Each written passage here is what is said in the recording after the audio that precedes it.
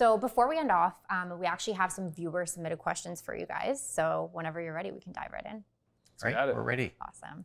Okay, so the first question we have is for Marc.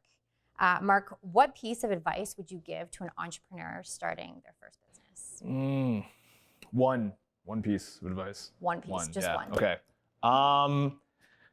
Honestly, the biggest piece of everyone's kind of gone through the cliches, just get started, don't overthink it, just take it step by step, fail fast, all that type of stuff. I think the one thing, overarching thing, if I was to give one piece of advice, is that there's no rule book for this. And I think that's something that really changed my world, because I think a lot of people spend a lot of time trying to find that perfect business model or methodology, thinking that if they do it the right way, they're going to be successful.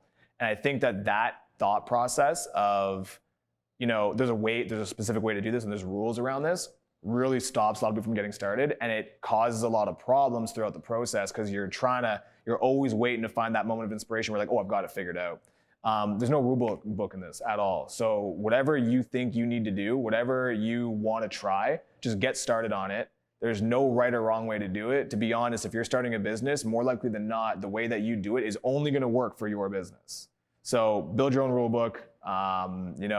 That's my biggest piece of advice. Yeah, there's no cookie cutter way to do it. It's a grind. Every day. There's definitely, surround yourself with smart people who have done it before and get some, little hacks and tidbits of information here, but you're never going to take what one business did that was super successful and completely replicate that for your own business. So, Jim, what do you wish you had known 10 years ago? So when I see how successful we can still be in COVID, I realize now that I should be more zen and just realize stuff happens and we'll still be okay. And because my life has always been trying to change and whatnot, and going with the flow a little more, I think Interesting. Has helped me to succeed, and it's not bad. Yeah. Yeah, I like that. Rolling with the punches. Yeah. Marc, where do you get your entrepreneurial spirit from? Well, I don't know. I wish I could answer that. I wish there was a way I could give the exact, formula for whatever has worked out for me. I think once again, looking back on the whole idea, there's no rule book to this. I think there's a lot of different personality types that could be successful. I think that something for me, it didn't come from a whole lot. I definitely have a chip on my shoulder, and whether that's a good thing or a bad thing, it's definitely driven me to where I'm at today. And I still have a lot that I want to accomplish. I think that I got really fortunate, loving parents, and I've always kind of had that sort of self-confidence that if I put my mind to it, I can do whatever I want. I remember my mom saying that to me every single day. So I think that the entrepreneur mindset just comes from the idea that if I very much want something more than anything in this world, and I can see the clear vision, and it's the thing that I'm willing to dedicate X amount of years to my life toward, that I'll accomplish it. And I feel like with that mentality, it's kind of led me into business, because, if I feel like I can bet on myself and win, I'll do that every day of the week. Jim, are there any missed opportunities that you wish you would have leveraged? Any regrets or things you would have done differently? Well, I think one of the key entrepreneurial characteristics is you can't focus on your failures. You can't focus on what you missed. Of course, had I known COVID was happening, I would have opened a hand sanitizer factory. Yeah. But and so I missed a lot of opportunities. I've done over 150 investments in technology businesses, and my thing is I usually invested not enough money in the winners and too much in the losers, you see. But that's all looking back, and so no real genius. I like that. No regrets. That's right. So the next question is for the both of you. Do you believe there's a winning formula for becoming a successful entrepreneur? If so, what is yours? Marc, Well, you want to the answers all got lined up to this culminating question. No pressure. Yeah, I don't think there's a winning formula, personally. I think that there are characteristics, to your point, that can lead to the chances of you being successful being increased. But I've seen some of the best, most, high potential people squander it. And I've seen people that nobody would give any sort of, if you look at their personality, their background, their character traits, their resources, their network, they're like, oh, it's no way, it's not going to happen. And those people end up being, the most successful people in the world. So I think that having that dedication to whatever you want to work towards is a huge part of it. But to say there's a specific formula, I don't know. I don't think so. But Jim, what do you prove me think? wrong. I mean, I don't think there's any specific way. There's not one right way. But I think to some extent, entrepreneurs bounce up against barriers and figure out how to get around them and they call it the pivot sometimes. Sometimes it's a big pivot, sometimes it's a micro pivot, Yeah. but that's what we do. We figure, oh, that's not going to work. Oh, let's do it this way. Oh, that'll work and whatnot. And it's, but there is no one rule book. It kind of goes with persistence pays, but it's also fail often, fail fast, fail cheap. So you don't want to keep persisting when you're figured out that no one wants to keep buying a specific product a specific way. Yeah. The thing too, I think it's in the book From Good to Great, and it talks to some of the most successful CEOs, and like the biggest trait on the successful CEO or founder is that they just never quit. Like if you want to sum all of it up, it's, to your point, it doesn't matter how many barriers you run into, you got 1,000 doors in front of you, and every, 999 of them have a brick wall behind it. Most people open doors and stop at 10. That, founder is going to open all 1,000 of them until he finds the way through. And that part of it really is the key to being a successful salesperson. Yeah, You just definitely. make more sales. You get kicked in the shins. Go out and get kicked in the shins 10 times. That means you may get kicked in the shins 20 times. But then someone buys.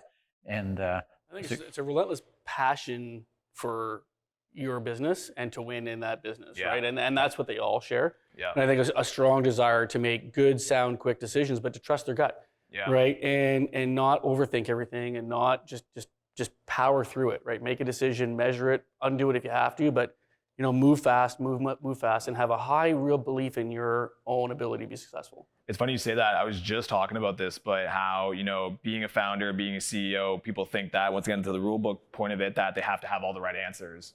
And to me, I think it's not about having all the right answers at all. Like, and if you think you do, just give it up. Right. It's being able to make decisions, and whether it was the right decision or not, getting the best outcome out of that decision. So if you've made the decision, okay, you know what, looking back on it, I probably should have made this decision, but I'm still gonna make this one work. Right. I think it's a big one. Or undo it, or say, that was a really bad, and own it. Yeah. Right. Bad decision. Shouldn't have done that one, but we're gonna pivot quickly, and we're gonna now go down this path. Yeah. But do it fast. Yeah. Right. Realize it. Don't be afraid of admitting that it was a bad idea to do it that way, and just go.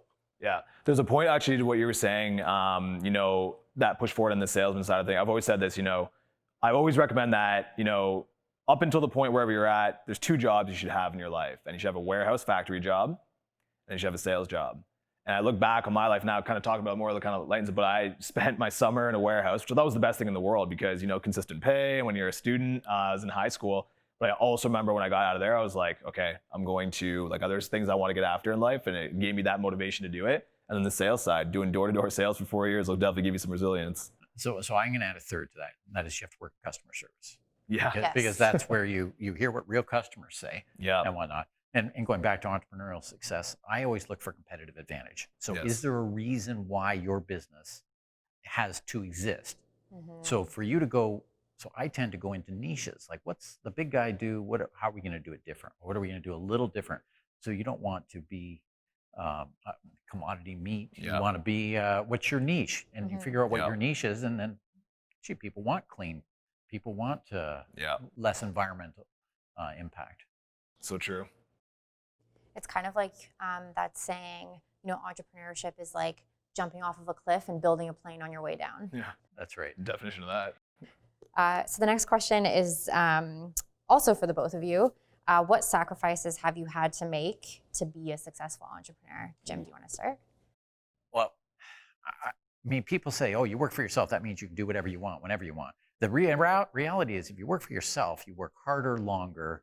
And so what's the biggest sacrifice? It really has to do with time. And, I've had people comment when I've replied to emails at 10:30 at night, don't you ever sleep? And no, you're kind of like, you eat and live and breathe it. But it's who you are. So it's still fine. I mean, I love it. And people say, is it work? Well, what is work?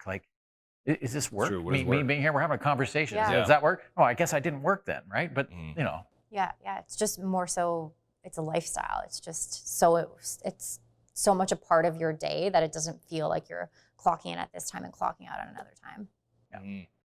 I can't speak to that one even more than that. It's time. It's time, but it gets a little further too, because you look at it like relationships, people not understanding, right? You get the messages, hey, you want to come out tonight?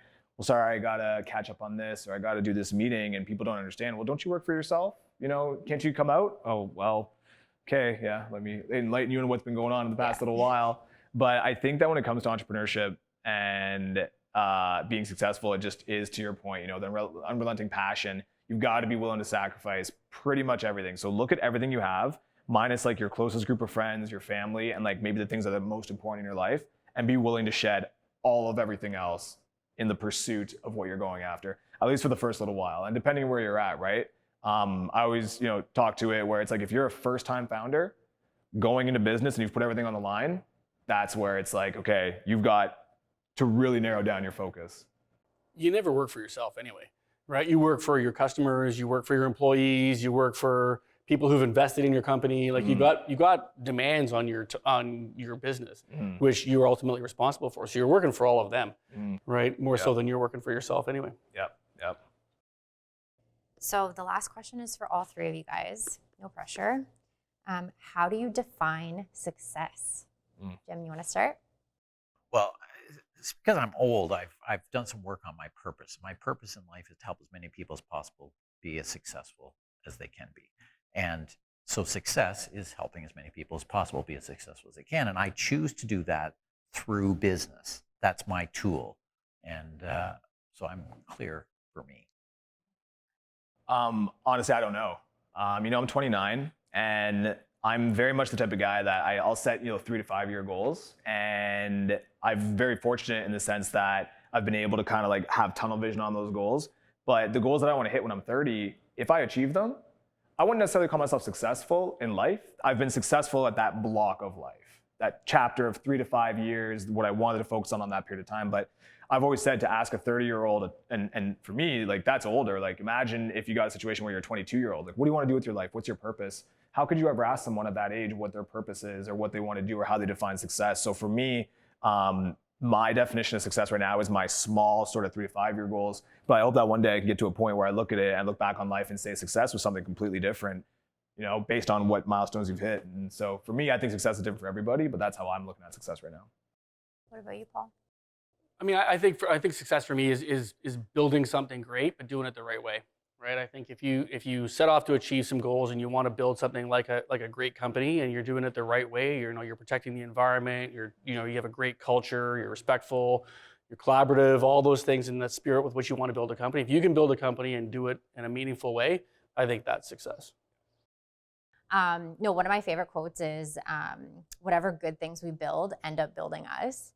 And literally I've had it on my desk and I have it in my planner, and I just feel like it's such a great example of not just business, but the relationships that we build, like the things that we put time into end up building us as people and our characters. And I love the way that you described what success is to you. For those of you guys watching at home, we do have all of the information on the Equal Opportunity Grant online on the truLOCAL website on the Black Lives Matter page. So you can check out the 4 lucky recipients. You can watch their videos right from there, plus links to all of the applicants for the grant as well. So definitely check them out, follow them on social media, purchase a product from them, book a service with them, take some time and just leave them a positive Google review. Every little bit counts when you're starting a business, and these guys, know that firsthand. So do your part and support. It's a really, really awesome page with a lot of really great resources. And we'll also link that below at the end of this video as well.